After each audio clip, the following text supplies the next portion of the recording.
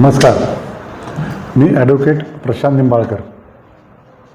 तर आज आपण सुप्रीम कोर्टाचा 2008 साली झालेला ग्रामपंचायत अविश्वास ठराव याबाबत एक निकाल झाला, चर्चा करूया. Usha Bharati versus state of Uttar Pradesh ही केस होती. तर फॅक्ट काय होती, तर सरपंचावर अविश्वास ठराव तिथल्या बॉडीने आणला होता.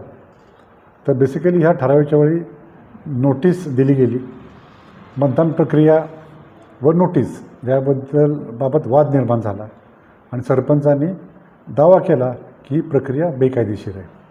मग यात इश्यूज काय झाले, म्हणजे कायदेशीर प्रश्न 3 प्रश्न महत्त्वाचे झाले. अविश्वास ठरावासाठी दिलेली नोटीस वैध होती का? 2 मतदान प्रक्रिया कायद्यानुसार झाली का?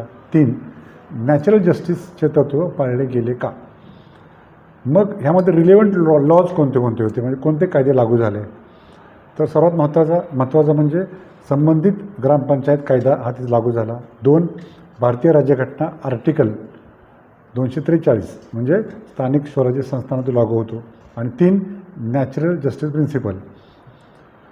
मग ह्यामध्ये कोर्टाचं ऑब्झर्वेशन काय होतं, म्हणजे न्यायालयाचं निरीक्षण काय काय होतं? तर ग्रामपंचायत ही लोकशाही पद्धतीने चालणारी संस्था आहे. 2 बहुमत महत्त्वाचे असते, पण प्रक्रिया ही अधिक महत्त्वाची आहे. 3 जर कायद्यात नोटीस, कोरम, मतदान पद्धती नमूद असेल तर ती काटेकोरपणे पाळणं गरजेचं. 4 नॅचरल जस्टिसचे उल्लंघन झाल्यास निर्णय रद्द होऊ शकतो. मग यावरून फायनल निकाल काय झाला, ज्याला अंतिम निकाल म्हणतो, फायनल जजमेंट म्हणतो. तर न्यायालयाने स्पष्ट केले, जर अविश्वास ठरावाची प्रक्रिया बेकायदेशीर असेल तर तो ठराव रद्द होऊ शकतो. 2 लोकशाहीतील बहुमत तत्त्व अबाधित ठेवले, पण ते कायद्याच्या चौकटीत. ह्यातून आपल्याला शिकायला काय मिळालं? ह्यात कायदेशीर तत्त्व काय काय, ज्याला आपण इंग्लिशमध्ये लिगल प्रिन्सिपल इव्हॉल्व्ड म्हणतो.